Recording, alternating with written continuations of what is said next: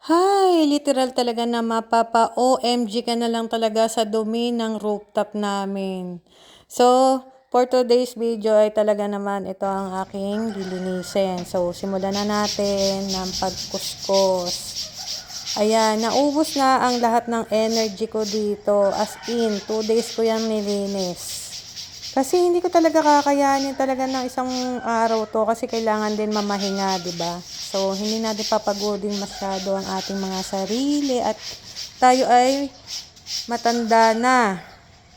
Buti na lang talaga ay sinapian ako ng kasipagan dito ngayon. So, dahil walang pasok, ayan, at may bagyo, linis-linis na lang ng bahay muna for today's video.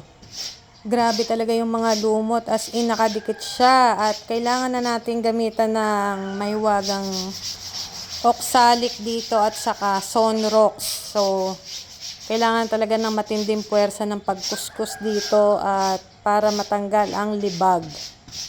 Buti na lang tinulungan din naman ako ng aking anak na isa na si Lance na maghakot ng tubig dito sa rooftop kasi medyo mahina ang tubig dito at walang daloy ng tubig. So, mano-mano talaga ang igib ng tubig namin. So, ayan, kaskas ka lang girl, kaskas.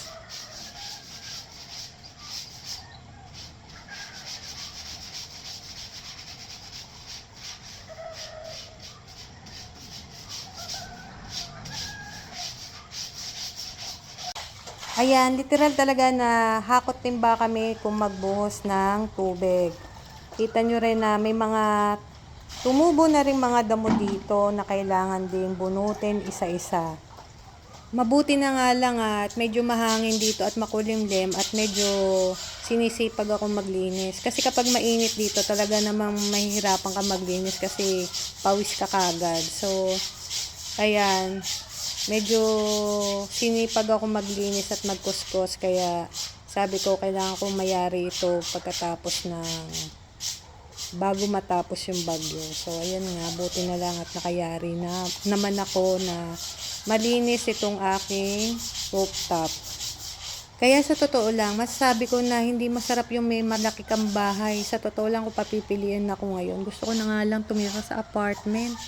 Para konti na lang ililinisin ko, 'di ba? Ganito ang role ko sa aking buhay.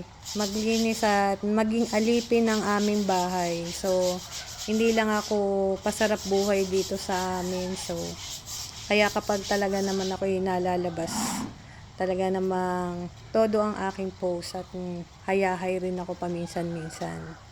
Pero in everyday, ganito ang aking sistema ng aking pamumuhay dito sa aming bahay. Siguro pagdating ng araw, hindi ko na kaya tong linisin. So, siguro mag-hire na lang ako ng tagalinis talaga. Pero hanggat malakas ako ay kaya ko pa. Ako muna ang maglilinis. So, ayun lang guys. Maraming salamat. Ayan, sa wakas, malinis na rin ang aming rooftop. Ito ang favorite place ng aking asawa na tambayan niya kaya kailangan palaging malinis to kahit wala siya. So, ayan, nadamay na rin na linisin ko yung mga salamin dito sa aming hagdan. Pati yung hagdan nilinis ko, pati yung mga railings. Buti na lang talaga at sinipag ako ngayong araw na may bagyo. So, hindi naman ganun kalakas ang bagyo dito sa amin. Thank you, Lord. At nairaos namin ng bagyo ng matiwasay at nakapaglinis pa. Literal na pinapaliguan ko talaga yung mga mga salamin at yung hagdan. So, pupunasan ko ulit yan para tuyuin naman. Hanggang sa muli!